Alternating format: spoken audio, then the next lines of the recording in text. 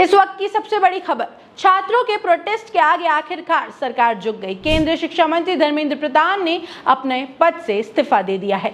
NEET UG paper leak मामले को लेकर पिछले 36 दिनों से दिल्ली के जंतर मंतर पर आंदोलन चल रहा था। प्रदर्शनकारियों की सबसे बड़ी मांग थी कि शिक्षा मंत्री धर्मेंद्र प्रधान इस्तीफा दे। सिर्फ दिल्ली ही नहीं, जयपुर समेत देश के कई बड़े शहरों में छात्र लगातार सड़कों पर उतरकर विरोध प्रदर्शन कर रहे थे। इस्तीफे के बाद धर्मेंद्र प्रधान ने प्रधानमंत्री नरेंद्र मोदी को भेजा अपना त्याग पत्र और सोशल मीडिया पर भी सार्वजनिक किया। अपने पत्र में उन्होंने लिखा कि 3 मई 2026 को हुई नीट यूजी परीक्षा में अनियमितताएं सामने आने के बाद सरकार ने तुरंत परीक्षा रद्द की, सीबीआई जांच सौंपी और दोबारा परीक्षा करवाई।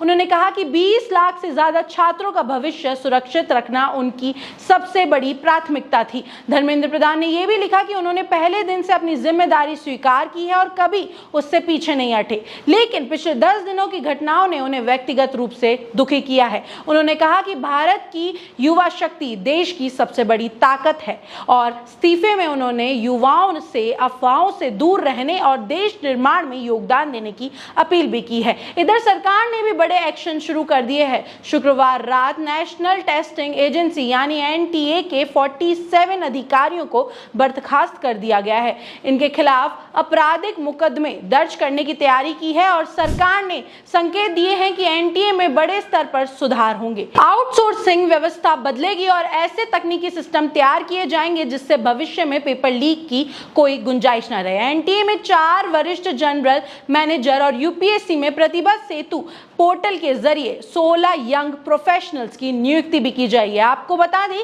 कि 3 मई 2026 को हुई नीट यूजी परीक्षा का पेपर लीक होने के बाद परीक्षा रद्द करनी पड़ी थी। दोबारा परीक्षा बताई गई, लेकिन इस पूरे घटनाक्रम के दौरान कई छात्रों की आत्महत्या की खबरों ने देश को झकझोर दिया। मामले की जांच फिलहाल सीबीआई कर रही है। महाराष्ट्र, राजस्थान, दिल्ली समेत कई राज्यों में जांच हुई है और अब तक 13 आरोपियों की गिरफ्तारी हो चुकी है। जल्दी इस मामले में चार्जशीट दाखिल की जा सकती है। वहीं पिछले कुछ दिनों में आंदोलन लगातार तेज होता गया। 20 जुलाई को संसद मार्च के दौरान प्रदर्शनकारियों पर पुलिस ने लाठीचार्ज किया, कई लोग घायल हुए। इसके बाद आंदोलन और उग्र हुआ। 26 दिनों तक सोनम वांगचुक ने अनशन किया, जबकि कॉकरोच जनता पार्टी लगातार जंतर मंतर पर डटी रही।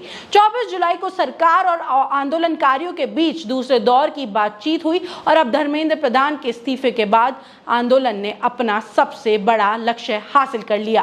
कॉकरोच जनता पार्टी के संस्थापक अभिजीत दिपके ने इस्तीफे के बाद कहा, हमने कर दिया, लोकतंत्र की जीत हुई। अब सबसे बड़ा सवाल यही है, क्या शिक्षा मंत्री के इस्तीफे के बाद यह आंदोलन पूरी तरह खत्म होगा या फिर छात्र एनटीए में व्यापक सुधार और पेपर लीक के आरोपियों के खिलाफ सख्त कार्रवाई की नई मांग के साथ आंदोलन जारी रखेंगे। इस पूरे घटनाक्रम पर आप हमारी लगातार नजर बनी हुई है।